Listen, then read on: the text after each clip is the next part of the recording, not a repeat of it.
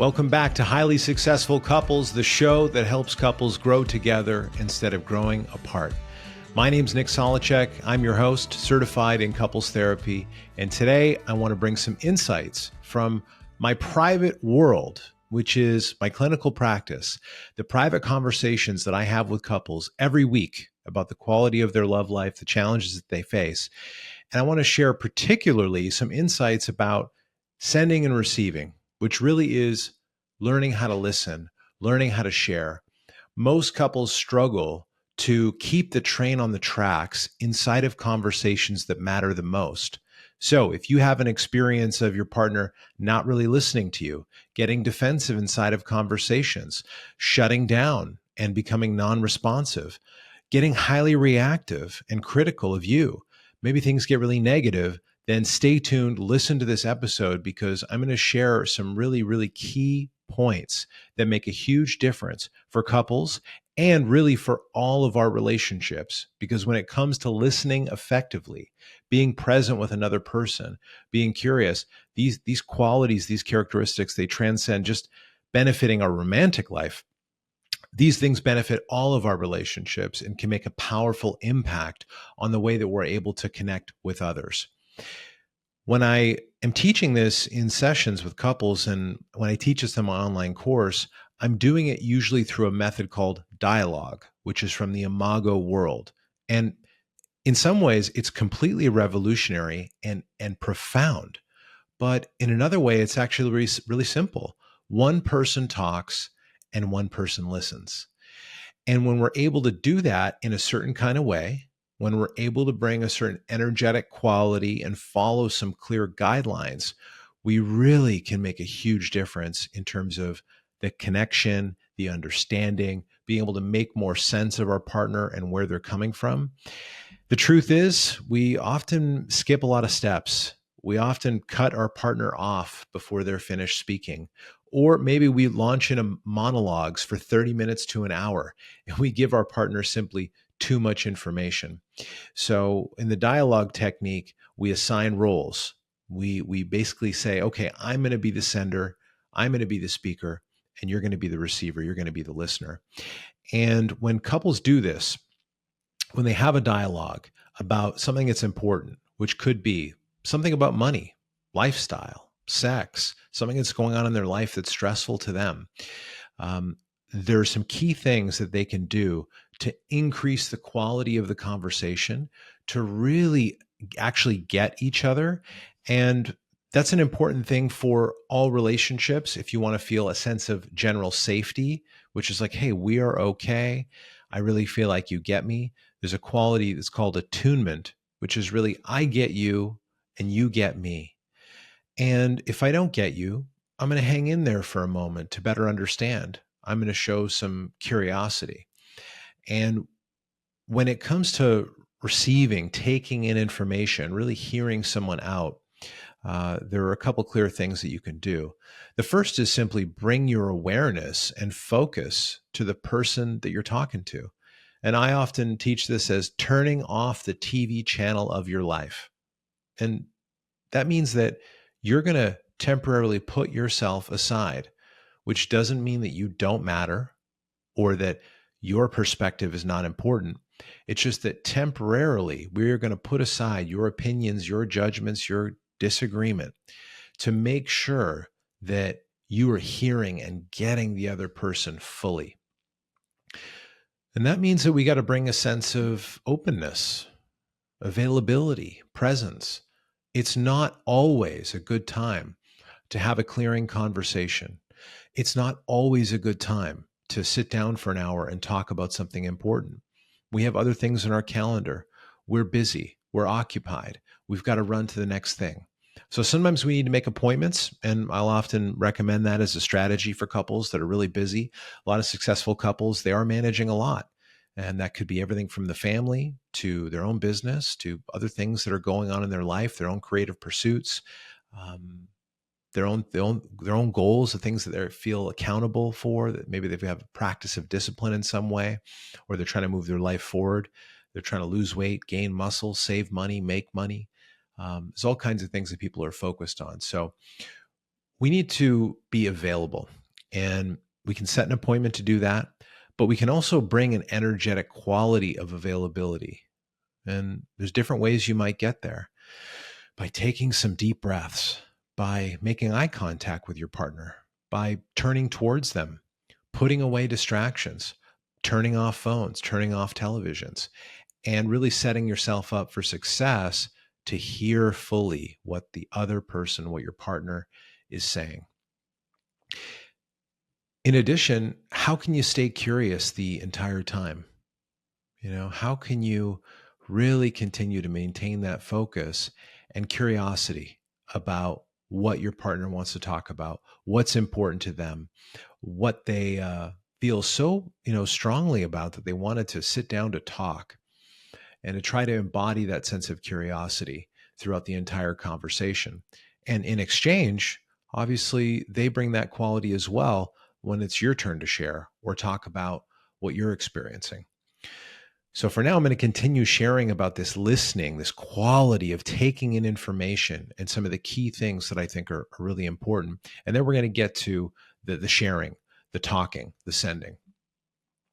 One thing that makes a big difference inside of a high quality moment of listening is that you're curious, but also that you avoid getting reactive to what your partner is saying. Now, if they're being really, really negative and they're throwing jabs at you, obviously it's hard to not get reactive and take it personally. And we're going to get to that when it comes to sharing, because that's one of the clear guidelines, is that we don't tear our partner down. We don't shame and blame them for everything. And we use I statements to talk about our reality. But as a listener, avoid getting reactive. Some people call that holding space. And it's really, just, can I be present here, hang in there with my partner, avoid rolling my eyes or making odd gestures with my face or frowning at them, and holding more of a gaze instead of glaring, right? Sort of really holding this openness, this presence, which is non-reactive, non-judgmental. And part of that is really believing, or at least taking on for the moment, that, okay, I'm going to make this moment all about my partner, and not my whole life, just this moment, right? Not every moment, but for the next 30 minutes, for the next hour, let me just allow my partner to have their own worldview, which could be very, very different from my own. To understand that, I'm attracted to them because they're not like me and that we're different, and everyone's got their differences. So we understand the moment's all about our partner. We contain our own reactivity, and we do our best to just attune to really sense where our partner is coming from, to try to, make sense of why this is so important for them, try to put ourselves in their shoes, to acknowledge or sense what they might be feeling. And if we're not understanding something, if we missed a point that they said, then we're honest about that too. And we say, hey, sorry, like, I feel like I don't understand that. Could you help me out? Could you say that again? Or if you do get it, before responding, before rebutting everything they've said with your own challenge or your own perspective or your own opinion, asking them, okay, is there more? Is there more about that? Just really like creating some opening for them to share more, because maybe there is. Maybe there is something that, oh yeah, actually this too, I really want you to know this. And part of this experience when I'm doing this formally with couples is also getting people to validate each other's reality, doing our very best to let them know that they make sense. So what I mean by this, and the way I'll coach people, is like, hey, with all your intelligence, all your brain power, with every cell in your body, can you validate your partner's reality? Can you say, hey, you make sense. It makes sense that you feel this way because, and then fill in the blank with how it makes sense to you. And you might have to stretch a little bit, right? You might have to, because you maybe really disagree. But this is part of the art form here of really getting each other and creating a foundation between the two of you, so that even when you disagree, even when you don't think life should be lived the same way, Certain decisions should be made differently. The kitchen should be organized differently. The kids should be raised differently. We should have sex more. We should have sex less. We should save more money. We should spend more money. That at least you can make sense of where your partner's coming from, who they are, what they value. Maybe there's something from their childhood or their history or past relationships that makes this an important issue. Maybe there's a lot of fear connected to it for them. And in these dialogues that I'm facilitating, we do have some key focuses always. One of the first things people say is, what I want to talk about is, and then we'll get into, okay, is there some hurt? Is there some pain here? What is that specifically? Are you afraid of a certain outcome? What is the fear attached to this issue? And usually there is fear. There's a lot of fear in relationships about, a partner getting too close, too controlling, being too distant, being too checked out. There are lots of concerns and anxieties that we might have about what's going on.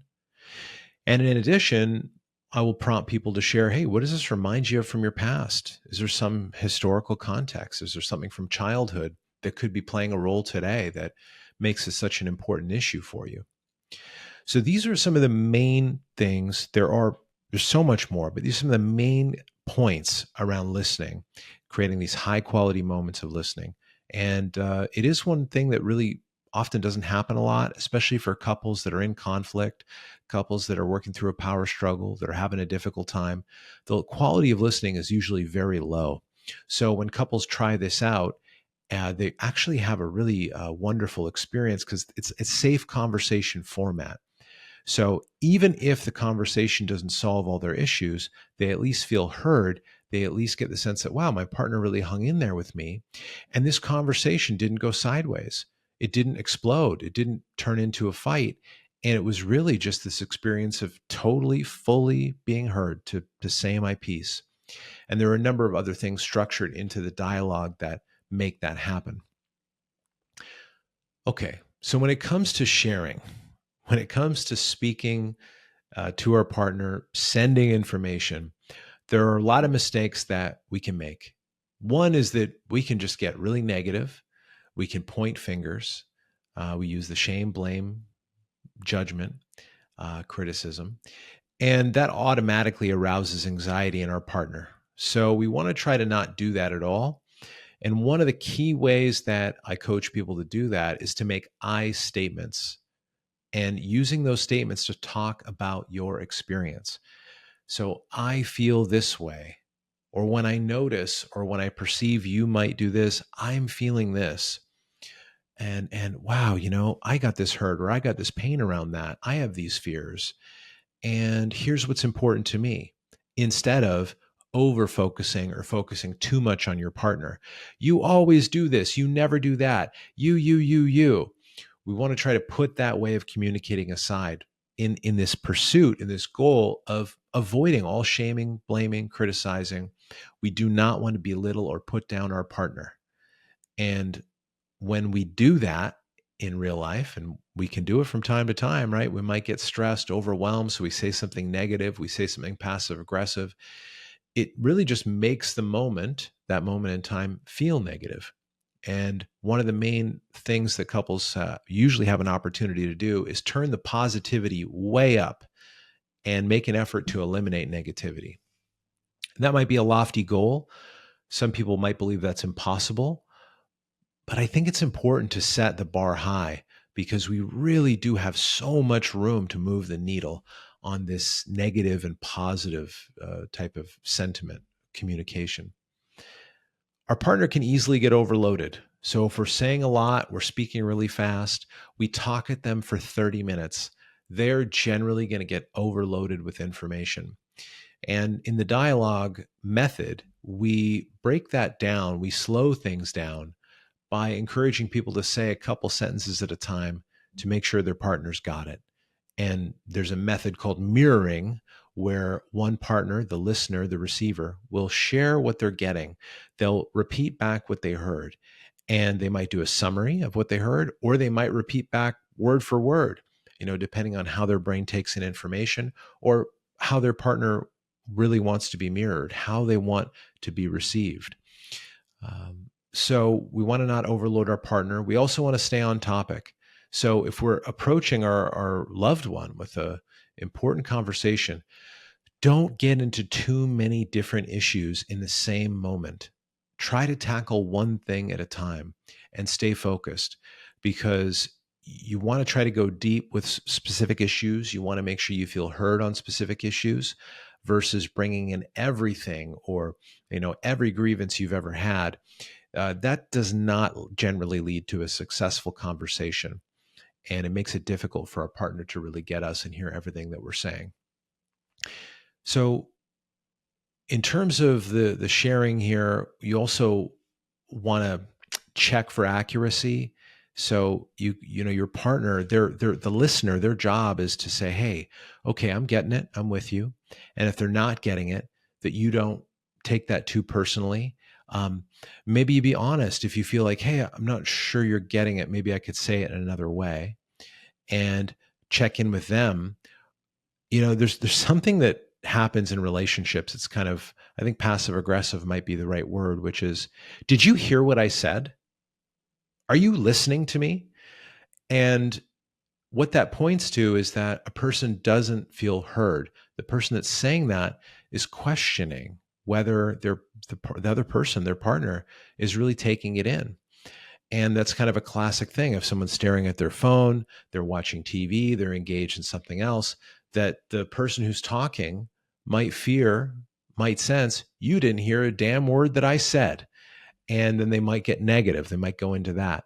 So we want to try to avoid those pathways and set ourselves up for success as the person that wants to share, as the sender, by not talking at our partner from the other side of the house, by not shouting at them when they're in the shower, maybe they can't hear us, or they're engaged in their favorite TV show, and we decide now's a good time to bring up something that we want to talk about for an hour. So we need to be mindful about that as well. And if we got to set an appointment, okay. Mainly we want to look for consent, which is, hey, is now a good time to talk about this? Are you available? And if your partner is not available, hey, no problem. Let's find another time later to do that. This is another key point about these important conversations that we want to have. If we want to avoid sweeping things under the rug, avoiding telling the truth about how we really feel, asking for what we need, we need to ask for what we need. Otherwise, we do the walking on eggshells, the other kinds of strategies that couples use to just survive, to cope, to deal with a situation. And when all attempts to be heard don't work, when our partner doesn't get us, or they don't want to listen, or they don't know how, we usually just give up. We usually stop sharing. And that can lead to the end of the relationship, or that can simply lead to a deep, deep coping dead zone where we just go day to day trying to get through it. And yeah, we got our complaints and grievances, but we don't do anything about it. Painful place. So we've got this, checking for accuracy, making sure that, we're hearing each other, resharing information if our partner missed it or they didn't get it, and not taking it personally if they did. We also want to try to avoid berating our partner, repeating ourselves over and over again. If they've already got it, they've told us, hey, I understand. We don't need to give them the same sentiment over and over and over. And do your best to just appreciate that, your partner is making an effort. If you guys are really taking this on, if you're listening to these instructions and you are applying these inside of moments, try to appreciate that your partner is giving it a go. And if this is new and you haven't had a conscious, intentional dialogue, you've never thought about the quality of listening in your relationships, just know you're going to get it wrong. Your friends, your romantic partner, family, people in your life, they're going to fail to show up. And sometimes when we're practicing this, I know for me and my partner practice this, but I practice this stuff outside of my own relationship, really hanging in there with people and not expecting them to meet me always where I'm at. But if I listen, if I really take in what's being said and I receive, and I follow to a high level some of these guidelines, the conversations generally go well without the other person even having to be educated on some of the fundamentals here. it's sort of this way of being and this energetic quality that can be brought to these moments that might soften someone or open them up or make them feel more comfortable or give them the sense that, wow, you care and you hurt me and you get me. And that's something that's fundamental to human beings. We want to be understood. We want to be heard and seen, especially, for most people when they were kids, they weren't heard and seen. It was more sit down, shut up, do what I tell you to do.